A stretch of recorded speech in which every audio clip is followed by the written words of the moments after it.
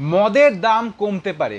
হ্যাঁ, মদ মানে ব্রিটেন থেকে যে হুইস্কি আসে তার দাম এবার কমতে পারে, কারণ তার উপর ট্যারিফ যে লাগানো হতো সেটা কমবে। আপনারা জানেন যে প্রধানমন্ত্রী মোদি যাচ্ছেন ইউকে সফরে, তিনি ব্রিটেন যাচ্ছেন এবং তারপরে তিনি মালদ্বীপস যাবেন।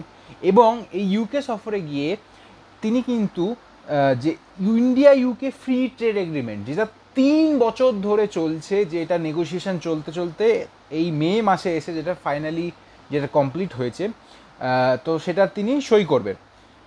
এবং যেরকম আপনাকে বললাম যে উইস্কি, এছাড়া আরও অনেক জিনিসপত্র রয়েছে, ব্রিটিশ জিনিসপত্র, যেগুলোর উপর আরও দাম, মানে যেগুলো আমাদের এখানে আসবে খুব সহজে এবং তার উপর ট্যারিফ কমাবে ভারতীয় সরকার। এবং অপরদিকে ইন্ডিয়া থেকেও কিন্তু প্রচুর জিনিস যায়, সেইগুলোর উপরও ট্যারিফ কিন্তু অনেকটা কমবে। যেমন ধরুন লেদারের অনেক জিনিসপত্র যায়, ফুটওয়্যার যায়, মানে জুতো বা সোল, এই সব জিনিসপত্র, এছাড়া নানা রকম জামা কাপড়, এইগুলো কিন্তু কমবে।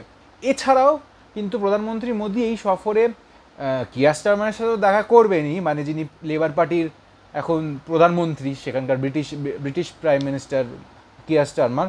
এছাড়া তিনি কিন্তু কিং চার্লসের সাথে দেখা করবেন। এটা কিন্তু বেশ একটা বড় সড়ো ব্যাপার। এবং এরপরে তিনি চিফ গেস্ট হিসেবে, যে 60তম ইন্ডিপেন্ডেন্স ডে সেলিব্রেট হচ্ছে মালদ্বীপসে, সেখানে চিফ গেস্ট হিসেবে প্রধানমন্ত্রী মোদি যাচ্ছেন সেইখানে।